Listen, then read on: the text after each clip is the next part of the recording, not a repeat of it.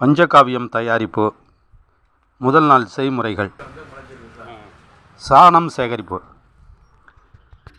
சாணம் சேகரிப்பிற்கு எவ்வகை மாடுகளை தேர்ந்தெடுக்க வேண்டும்? நாட்டு மாடுகளாக இருக்க வேண்டும்.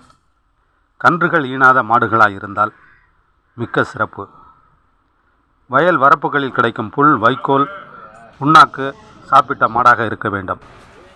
மாடுகளின் குடலில் ஆரோக்கியமான பாக்டீரியாக்கள் இருந்தால் சாணம் துர்நாற்றம் அடிக்காது.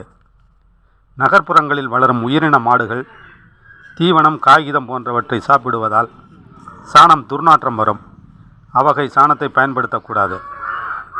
கிராமப்புற நாட்டு மாட்டில் 30 கிலோ சாணம் எடுத்து சாணத்தில் உள்ள வைக்கோல் மற்ற தூசிகளை பொறுக்கி எடுத்து 10 கிலோ சாணத்திற்கு 1 லிட்டர் நெய் வீதம் 3 லிட்டர் ஊற்றி நன்கு கலந்து 24 மணி நேரங்கள் வைக்க வேண்டும்.